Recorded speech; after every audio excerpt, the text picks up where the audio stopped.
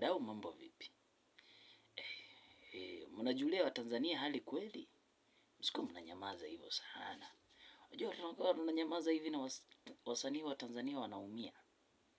We, ni kunoma huko. Ni blanda.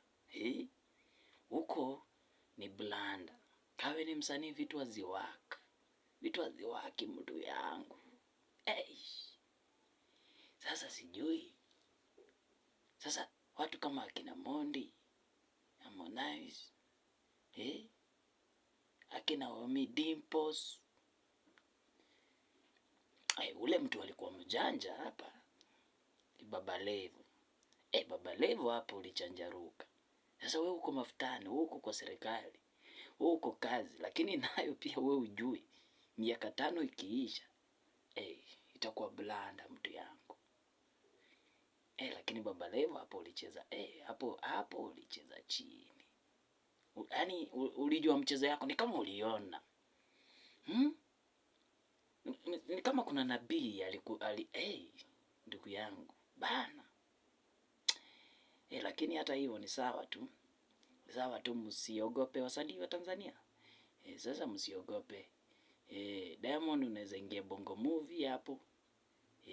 Harmonize unaweza kuwa bouncer pala hivyo. Ommy Dimpoz unaweza kuwa waiter hivi. Mario sasa wewe tutakuwa Mario unaweza ingia kwa salon hivi. Na King amenyamaza. King, mambo yako vipi? Na King amenyamaza. King Kiba, mambo vipi? Yeye amenyamaza.